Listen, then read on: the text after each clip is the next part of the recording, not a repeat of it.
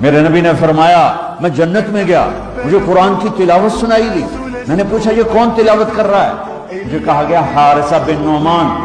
تو آپ نے فرمایا حارثہ تو ابھی مرا نہیں، مدینے میں بیٹھا ہوا ہے، تو یہ چھوٹے سے مجمع کو کتنا بڑا مائک آواز پہنچا رہا ہے، یہ مائک ہٹا دو تو میری آواز تیسری لائن سے آگے نہیں جائے گی، اور یہ کیا سپیکر ہے حارثہ بن نعمان کے پاس کہ مدینے میں قرآن پڑھا اور 7 آسمان کو چیر کر اس کی آواز جنت میں چلی گئی۔ کیا ہے؟ فرشتوں سے پوچھا کیا ہے؟ پھر نبی نے فرمایا کیا ہے، یہ کیسے ہو گیا، تو اس کی آواز جنت میں کیوں آ رہی ہے؟ تو فرشتوں نے کہا یا رسول اللہ، ماں کی ایسی خدمت کی ہے کہ اللہ نے خوش ہو کے حکم دیا ہے کہ جب قرآن پڑھے ساری جنت کو سنا۔